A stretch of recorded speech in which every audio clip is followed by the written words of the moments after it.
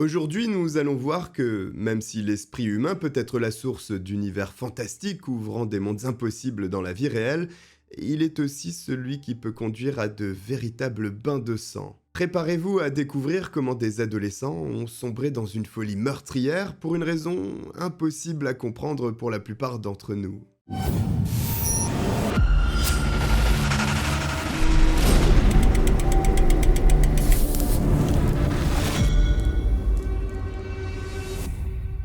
Eustis est une petite ville de l'État de Floride aux États-Unis. Elle jouxte Orlando, se trouvant au nord de celle-ci. Normalement, Eustis n'est pas le genre d'endroit dont on entend parler à travers le monde. Le lundi 25 novembre 1996 est d'ailleurs un début de semaine tout à fait classique et Jennifer Wendorf, une adolescente de 17 ans, très populaire à son lycée, rentre chez elle ce soir-là avec sa toute nouvelle voiture offerte par ses parents. Cependant, 22 heures est passé depuis longtemps, presque une heure, ce qui n'est pas de bon augure pour elle, puisque ses parents ne l'autorisent pas à sortir aussi tard. Et si vous êtes habitué à regarder les vidéos sur cette chaîne, on peut comprendre pourquoi. Si vous ne l'êtes pas d'ailleurs, abonnez-vous. Quoi qu'il en soit, Jennifer se gare devant chez elle, mais fait en sorte d'être la plus discrète possible pour ne pas révéler sa présence et laisser croire qu'elle était à la maison depuis bien longtemps. Elle traverse le domicile, plongée dans le noir. Elle aperçoit son père allongé sur le canapé, qui ne réagit pas. C'est bon, elle a passé le premier obstacle. Il ne pourra pas savoir à quelle heure elle est revenue de sa sortie. Elle atteint donc la pièce suivante, qu'est la cuisine. C'est alors qu'elle s'arrête, parce que cette zone de la maison est entièrement recouverte de sang. Jennifer retourne voir son père sur le canapé. C'est horrifiée qu'elle constate qu'il n'est pas en train de dormir, mais qu'il semble mort. C'est alors qu'elle découvre sa mère également. C'est la panique la plus complète. Jennifer fonce sur le téléphone pour appeler la police. L'adolescente, dont la vie vient de basculer, remarque que sa sœur de 15 ans, Heather, n'est pas à la maison. Et elle n'a aucune idée de l'endroit où elle pourrait se trouver. Normalement, elle devrait être ici et, avec les événements qui viennent de se produire, Jennifer est forcément très inquiète. Quand la police arrive sur place, il ne faut que quelques secondes pour comprendre qu'un meurtre barbare a eu lieu ici. Les premiers agents qui sont entrés ont d'abord vu le corps de Richard Wendorf, le père de Jennifer, gisant sur le canapé, une auréole de sang entourant sa tête. Tout de suite, les policiers supposent qu'il dormait au moment de l'attaque, parce qu'il n'y a pas une grande quantité de sang autour de lui. Il n'a donc pas vu venir son assaillant et n'a quasiment pas bougé. Cela explique aussi pourquoi Jennifer, qui est passée devant le cadavre, n'a rien remarqué, pensant qu'il dormait. C'est dans la cuisine que se trouve la seconde victime, allongée entre la cuisine et la salle à manger. Dans ce cas, contrairement au père de la famille, il semble que Naomi a pu tenter de se défendre, mais pas suffisamment pour sauver sa vie.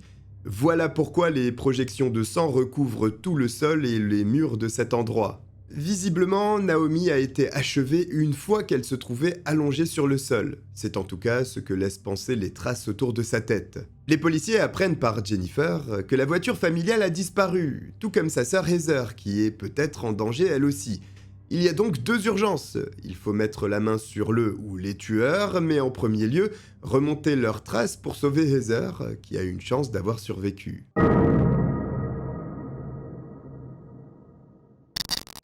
Naturellement, un tel massacre soulève des questions. C'est une véritable boucherie, et on pourrait se demander si ce n'est pas personnel.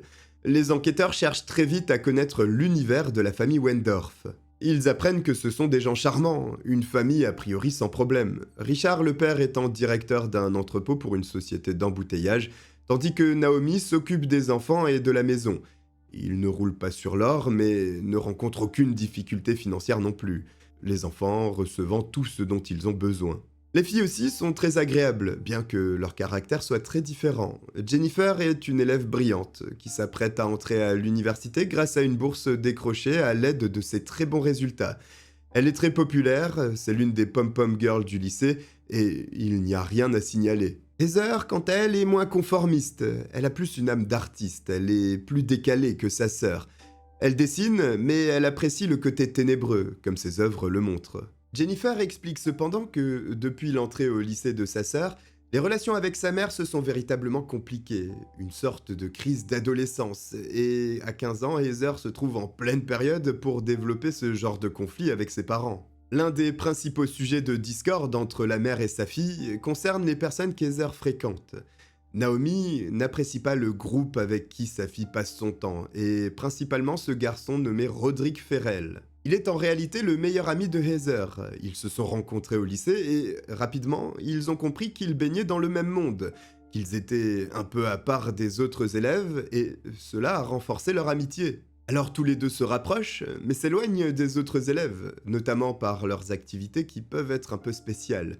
Il arrive qu'ils se rendent le soir dans des cimetières pour visiter des mausolées. C'est cette ambiance lugubre qui est recherchée par les deux amis. Roderick, quant à lui, pratique les arts martiaux et s'entraîne à manipuler des katanas. Un jour, il fait une remarque à un agent de police qui le voit manier une lame devant chez lui. Par curiosité, l'agent lui demande ce qu'il fait et le garçon lui indique qu'il s'entraîne, puis se vante du fait que ses katanas soient très affûtés. C'est alors qu'il dit au policier dans la discussion « Vous n'avez pas remarqué qu'il n'y avait aucun chat dans le coin ?» sous-entendant qu'il s'était occupé des pauvres matous avec son sabre. Cette amitié, c'est d'ailleurs ce qui inquiète Jennifer. La sœur de Heather pense que Roderick Ferrell est impliqué. Elle souffle même aux enquêteurs qu'il a sûrement mêlé sa sœur à tout ceci. Et puis elle va plus loin, expliquant que les membres du groupe avec qui Heather communique se considèrent comme immortels, qu'ils ne sont pas humains et qu'en fait, ils estiment être des vampires. Alors bien entendu, une enquête pour meurtre ne peut pas se baser sur des rumeurs uniquement, d'autant plus que Jennifer vient de tomber nez à nez avec son père et sa mère massacrés par une ou plusieurs personnes, et il se peut que les émotions prennent le dessus. Mais une chose est sûre, toutes ces informations amènent énormément de confusion. Les policiers n'ont aucune idée d'où pourrait se trouver Heather. Ils ne savent pas non plus si elle est une complice, un otage ou si elle est morte, son corps n'ayant été retrouvé nulle part. Puisque Jennifer a l'air si convaincue par l'implication de Roderick Ferrell dans ce double meurtre sordide, les enquêteurs se renseignent sur le jeune homme. Ils découvrent qu'il est originaire du Kentucky, de la petite ville de Murray plus précisément. Grâce à ce renseignement, ils approfondissent leur investigation sur le passé du jeune homme. Roderick Ferrell est né le vendredi 28 mars 1980 à Murray. Ses parents sont Sandra et Rick Ferrell, qui ont eu leur fils relativement tôt, puisqu'il n'était âgé que de 17 ans au moment de sa naissance. Rick et Sandra pensent que se marier est la meilleure chose à faire quand ils apprennent la nouvelle de la grossesse. Malheureusement, cette union ne durera que 3 semaines. Le divorce sera demandé rapidement. Le couple se sépare. Rick s'engage dans l'armée, tandis que Sandra élève son enfant aussi bien qu'elle peut dans la maison de ses parents où elle est retournée, n'ayant des ressources financières que très limitées et une bouche à nourrir à présent. C'est ainsi que Roderick Ferrell grandit du côté de Murray. Et la vie n'est pas toute rose dans le Kentucky, où le père de Sandra n'est pas avare de coups et d'abus, y compris sur le petit Roderick. Finalement, la mère de famille rencontre un homme avec qui elle décide de s'installer, mais il faut se rendre en Floride, à Eustis. Hélas, comme les relations amoureuses précédentes de Sandra, celle-ci s'éteint au bout de presque 2 ans. Et la jeune femme décide de rentrer dans le Kentucky. En revenant, elle sait qu'elle risque d'exposer son fils à des comportements violents et des abus de son grand-père, ce qui se produit. Roderick n'est pas le seul à connaître une vie difficile. Scott Anderson, un garçon du coin, passe aussi des moments compliqués. Ses parents sont pauvres, mais surtout, son père est un alcoolique doublé d'un toxicomane. La famille Anderson vit dans un véritable taudis. Des sacs poubelles cloués font office de fenêtres. Scott, qui travaille dans un fast-food, est obligé de ramener des restes après ses services afin de s'assurer que son petit frère aura suffisamment de nourriture chaque jour. Autrement, le moindre dollar finit dans la boisson ou la drogue que le père consomme. Une dure réalité qui crée nécessairement une connexion entre Roderick et Scott qui deviennent de très bons amis. Ils sont inséparables. Un troisième larron se greffe au groupe. Il s'agit de Jaden Murphy, un garçon dont la vie est similaire à celle de Roderick et Scott. Cette rencontre avec Jaden change beaucoup de choses pour Roderick.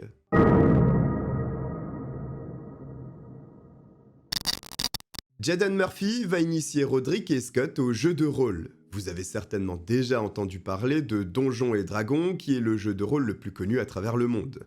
C'est un divertissement qui fait appel à l'imaginaire des joueurs. Il y a ce qu'on appelle un maître du jeu, dont le rôle est d'encadrer la partie, tandis que les joueurs font preuve d'imagination pour accomplir leur quête. Des jeux de rôle, il y en a de toutes les sortes, sur tous les thèmes. Mais dans les années 90, il y en a un en particulier qui a été mis en avant, Vampire the Masquerade. Comme son nom l'indique, il s'agit d'un univers qui permet de découvrir une société un peu particulière, puisqu'il s'agit de celle des vampires. Une chose que je n'ai pas précisée sur les jeux de rôle, bien qu'elle semble évidente, on joue un rôle. Autrement dit, on incarne notre personnage. La limite entre la vie réelle et l'imaginaire devient alors très fine, surtout quand notre imaginaire est débordant. Jaden, qui apprécie les jeux de rôle et l'univers des vampires, transmet donc cette passion à Roderick et Scott. Et Jaden, en réalité, vit le vampirisme à fond. Il a un clan avec son frère et se considère comme un vampire.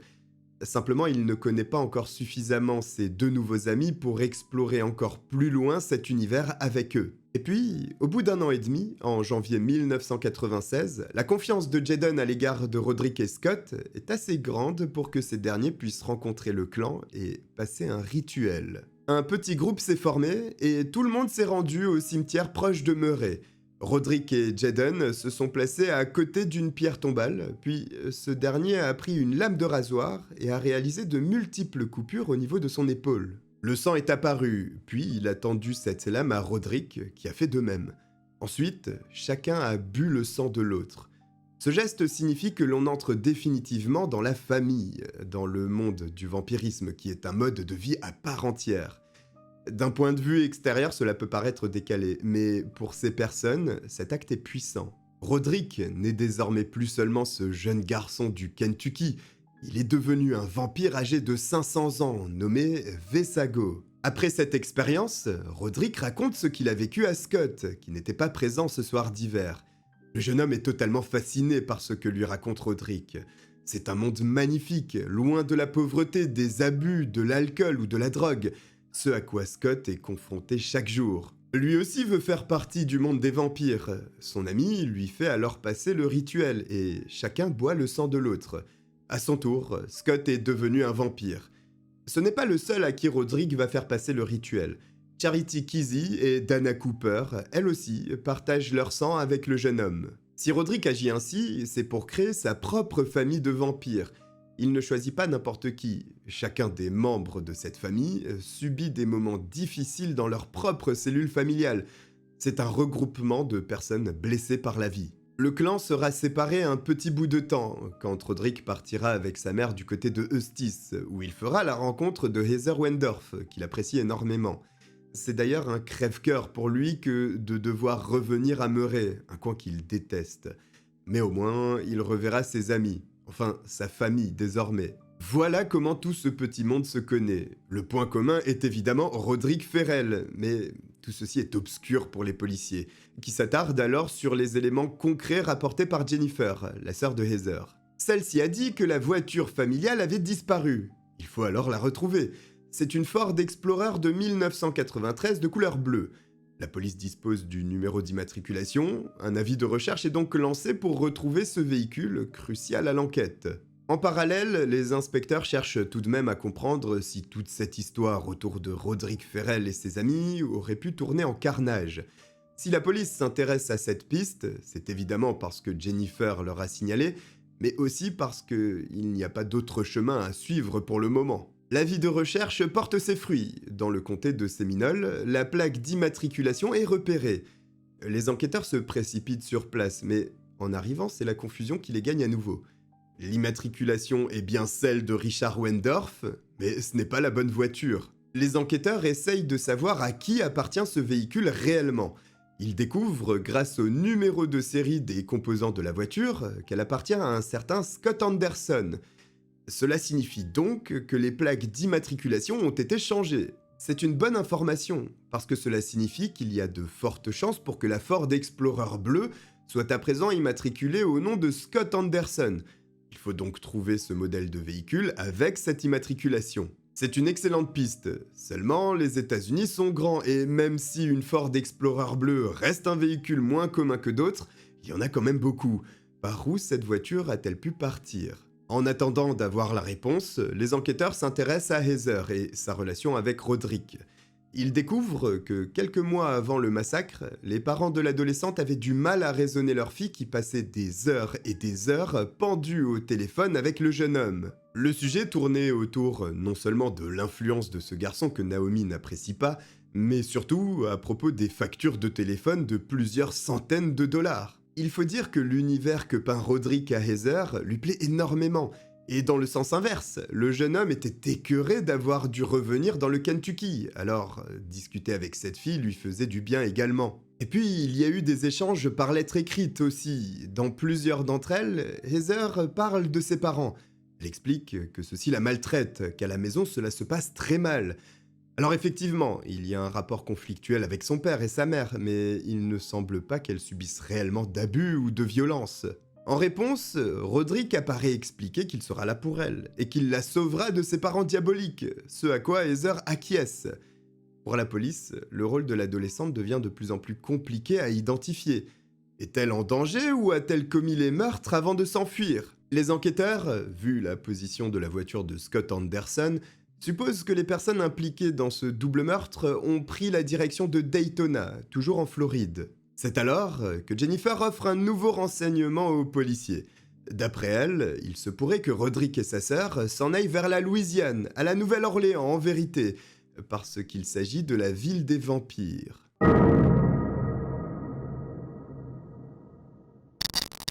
À ce stade, il y a plusieurs options pour les enquêteurs. Daytona, la Nouvelle-Orléans si l'on en croit les dires de Jennifer, et c'est trop vague pour se lancer dans une chasse à l'homme.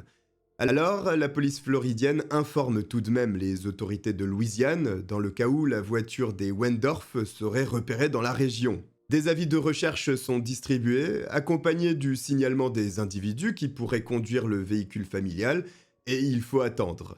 Ceci dit, ce n'est pas trop long. Charity Kesey, qui est l'une des amies de Roderick et donc une personne d'intérêt, passe un appel à sa mère. Celle-ci tombe sur sa grand-mère en réalité. Elle aurait besoin d'argent mais ne reçoit pas de réponse immédiate de sa part. Elle lui dit de patienter et qu'elle va la rappeler sur cette cabine téléphonique. Au lieu de cela, la grand-mère appelle la police parce qu'elle sait que sa petite-fille pourrait être impliquée dans un meurtre, les autorités ayant enquêté du côté des amis de Roderick Ferrell. En apprenant ceci, les inspecteurs remontent jusqu'à une cabine téléphonique située à l'extérieur de Bâton Rouge, en Louisiane. Ils parviennent à convaincre la grand-mère de laisser croire à Charity qu'elle va recevoir de l'argent et qu'en attendant, elle doit se rendre au Howard Johnston Motel situé à Bâton Rouge. Le but étant de ne pas l'inquiéter et surtout permettre à la police d'établir un plan pour mettre en état d'arrestation toutes les personnes qui se trouvent avec elle. Le jeudi 28 novembre 1996, un dispositif est déployé autour de l'établissement pour accueillir Charity et tous les membres du groupe. Vont-ils se présenter à cet endroit ? Les forces de l'ordre patientent. Finalement, un Ford Explorer bleu se gare devant le motel. Des dizaines d'agents encerclent en quelques secondes seulement le véhicule. Ils font sortir les suspects. Roderick Ferrell, Heather Wendorf, Dana Cooper, Charity Kesey et Scott Anderson sont tous placés en état d'arrestation. Jennifer, la sœur de Heather, semblait avoir raison depuis le début. Puisque ces adolescents se trouvaient dans le véhicule volé sur le lieu du crime, ils sont certainement à l'origine de ces meurtres sordides. Par ailleurs, Heather ne semblait pas du tout contrainte, mais plutôt accompagner tout le groupe.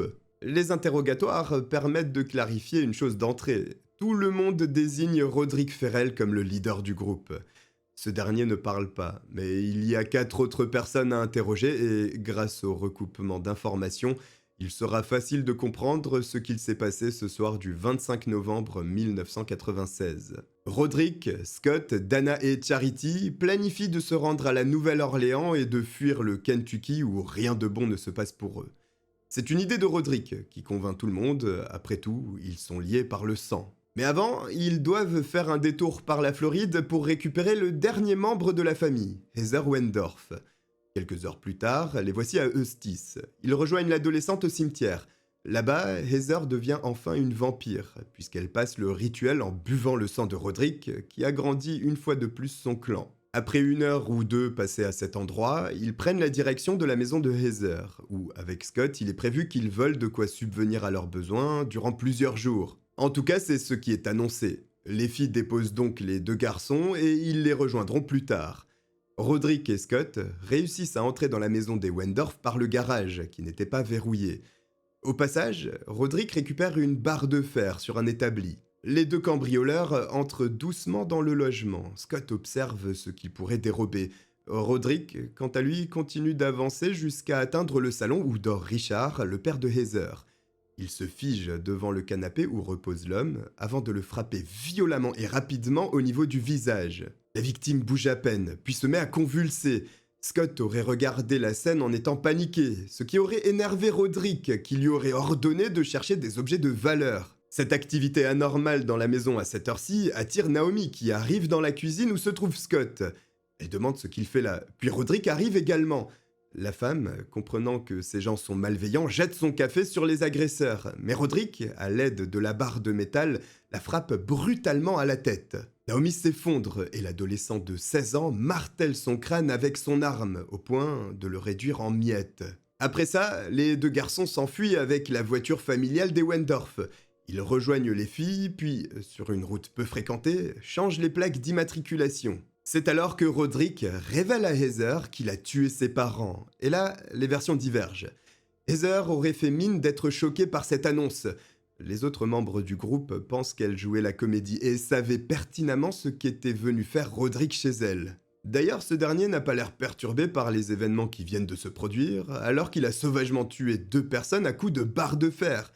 Scott explique ignorer les intentions de son ami avant qu'il n'attaque Richard, et après ça, ayant peur pour sa vie, il a simplement suivi les ordres de son chef.